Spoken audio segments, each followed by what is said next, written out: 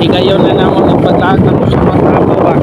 Ay, ilpat po may mga niyong magaw ba no? Nila kung nagkaputora no? Igagaw na mo. Natupad na yun ang mga pangarap. Makakangin naman din sa bulkan. Sa pinagawa pa manidro no? Tapo.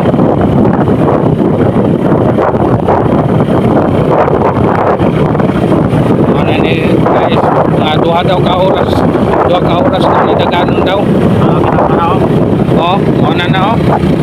Dool namin sa kuan, bukid. Umabot manggaling dito.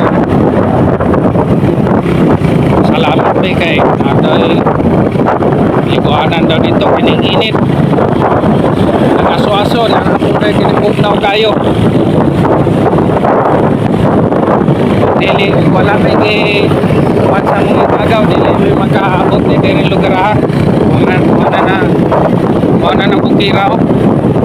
Ito pa daw nasa tungoy na buntod.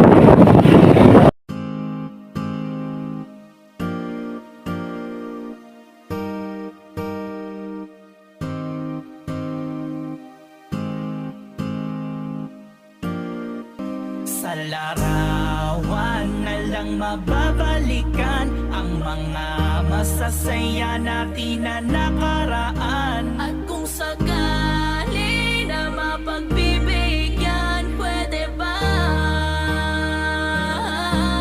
tayo magkabalik? Sana pwede ko bang balikan ang mga panahon nung tayo pa di tulad ngayon sa atin ay may nagmamay-ari na. Pag pinilit natin may masasaktan na tayong dalawa. Batid ko na mahal pa natin ang isa't isa.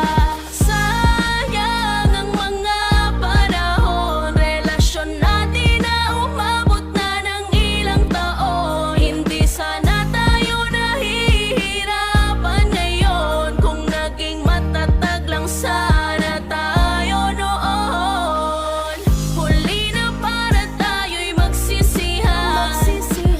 Saya ko'y ikaw pa rin ang siyang dahilan. Kahit alam ko na hindi na to tama, di ako magsasawang humiling kay bathala. Sa larawan na lang mababalikan ang mga masasaya natin na nakaraan. At kung sakali na mapagbibigyan, pwede ba tayo magkabalik? Sariwa pa sa alaala, kaarawan ng pagsasama, ipinagdiriwang nating dalawa yung mga panahong masaya pa sa isa't isa. Ngunit ngayon magkaiba ng landas, ang tinatahak na pinagkaloob ng taas. Siguro nga may dahilan kung bakit ganito ang ating dinaranas. Para matuto sa mali na akala natin ay ganun lang kadali. Solusyonan ng bagay ng biglaang hiwalayan na kailanman ay hindi na maibabalik muli.